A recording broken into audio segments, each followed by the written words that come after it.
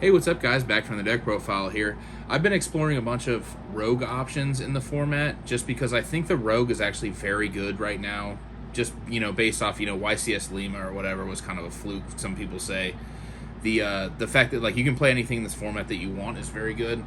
So I've been playing the Thunder Dragon Chaos deck. I want to give a big shout out to my boy YGOPD. His channel will be in the description. He helped me test a lot with this deck. The way it turned out, I was just so happy with. I'm super happy about it. And yeah, let's just get right on into it. Just Thunder Dragon, Chaos Thunder Dragon, something, whatever you want to call it.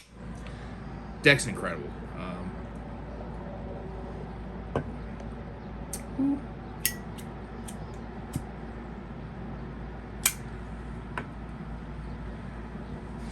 All right, let's get right on into it. So, for the Thunder Dragon count, oh yeah. Playing 3 regular Thunder Dragon. This card's actually just incredible in this deck. The fact that like the +1 or just putting 2 darks, 2 lights in your graveyard, incredible. So 3 roar, 3 dark. You want to max out on these. I'm going to explain a little bit more why later. You could probably play 2 of each, but I think maxing out on this is where you want to be at. This is a 55 card list. The rest of the Thunder Dragon cards, I'm playing 2 Egg. Egg was just a lot better than I anticipated it being in the deck. It just was very good. The 1 Hawk, Hawk was very good, and the Duo. Duo Changing is just like, super game. Plus, it's like an easy 8 into the Zombie Vampire.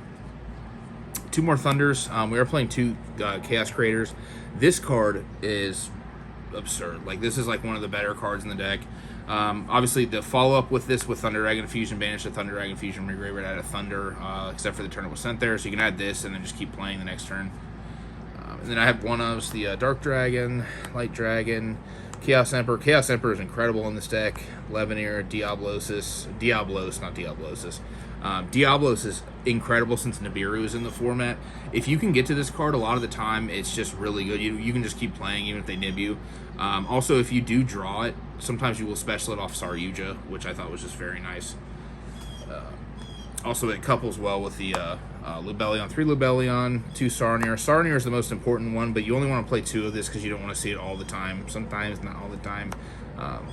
2 Magnuma and 1 Jerusalem. This is where I was super comfortable with the ratio. Baldrake has just been really subpar for me recently, so I just stopped playing it altogether. I don't know if you guys can hear those birds outside. This is a proxy. I've ordered these. They haven't come in the mail for 14 days. These are 3 Necrofaces. I'm going to explain this card a little bit more later. Necroface is just incredible. That's kind of why I was maxing out on the smaller Thunder Dragons.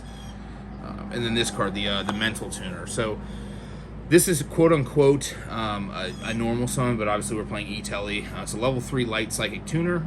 It has 2 bullet points. First effect, you can banish 1 light and or dark from your hand and or graveyard, and then increase its level by that many that you banish, or decrease its level by that many that you banish.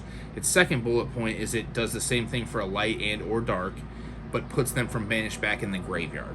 You can actually play under Shifter with this card. I considered playing Shifter in the main. I tested it a little bit. It wasn't that good, surprisingly. So I would probably side Shifter, but not main it in this scenario. Then we are playing the 3 Solar and 3 Lupine again. So Lupine with Necroface is incredible. Lupine, banish Necroface, banish another Necroface. Both players mill 10 face up, all your Thunder Dragons trigger, you know what I mean? Also, playing this many normal summons, you can actually, worst case scenario, summon Lupine, banish Solar to banish a Thunder Dragon from your deck, Roar, so that's good. And then I'm only playing 1 trap, it's the Branded Beast, 1 regained, of course. This is kind of like what your setup is. And then for the 1-0 spells, the Foolish, the Sark, 2 Thunder Dragon Fusion. I always swore by 1 Thunder Dragon Fusion in this deck, but since you're playing Necrophage, you kind of have to play 2. The fact that this card is just so relevant. Like, when I put this deck together, I was like, oh, it's Titan, dude. Like, what's Titan gonna do? Titan's actually incredibly strong right now, I feel like, personally. So, and then 3 Chaos Space, 3 Allura, of course, and then the last 3 of is the 3 E-Telly for the Mental Tuner. So that's just been very good for me. Then for the extra deck, the extra dip, 2 Titan. Titan's incredible. Obviously, you can keep recycling back the other Titan, whatever. 1 Zombie Vampire. Card's incredible right now. Take their Fenrir, etc. 1 Chaos Beast. This card's actually just very good. This card seldomly comes up, though, that I've noticed in testing. The first effect is if a card is banished, this turn it gains 1,000 attack. The second effect, you can add 1 back from banished, incredible. And then, except for the turn it was sent there, you can special it back from graveyard by banishing a Light in the Dark, just like Chaos Roller. Rest in peace, Chaos Roller, dude. I need Chaos Roller to come back. I'd be so happy. And then the only 8 I'm playing is the Berserker. You could play some other 8 if you wanted to. Berserker was just kind of one that I just felt comfortable ending on. You could play a Scarlight just for, going second, or Savage if you really wanted to. Savage never came up in any of the scenarios that I was playing. One of the most important synchros is the Croc. This card is ridiculous with Thunder Dragon. Also, there's a couple things you can do in this deck where you can, if you would like E-Telly, Battery Man Solar, you can make the Mental Tuner go down to level 1, or I'm sorry, down to 3, 4, 7, am I dumb? 8, yeah, go up by 1, I'm sorry. And then you can synchro with the Battery Man Solar token, the Battery Man Solar, and this, and the Mental Tuner into this, draw 2 cards. The card's incredible.